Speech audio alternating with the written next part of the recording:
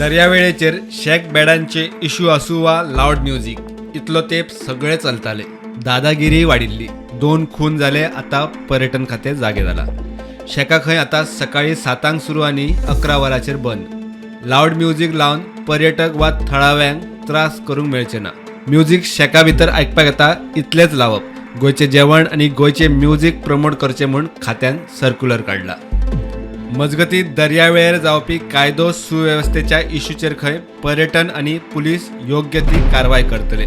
पर्यटनाक उर्बा दिवपा खातीर धोरणां थारावंक खासा बसका जाली.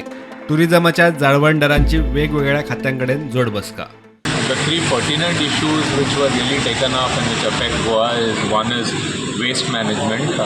We've seen that beaches have improved with waste management. However, approach roads there's an issue. So the panchayats were directed to see how they can work on keeping the approach roads clean. With regard to shacks and other things, with the recent security issues, I think tourism department and the police will coordinate in a more effective manner. There was one proposal to give QR code and ID card to the shack owners. Yes, so I think that is the staff have already supposed to be identified and give their details.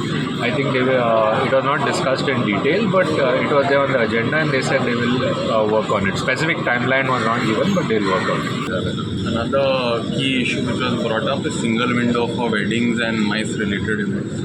So there will be a follow-up meeting with the CS along with the Department of Tourism and other department which has to take place so that there can be a proper system in place to get permission for weddings and corporates and MICE events which is absolutely integral industry for tourism.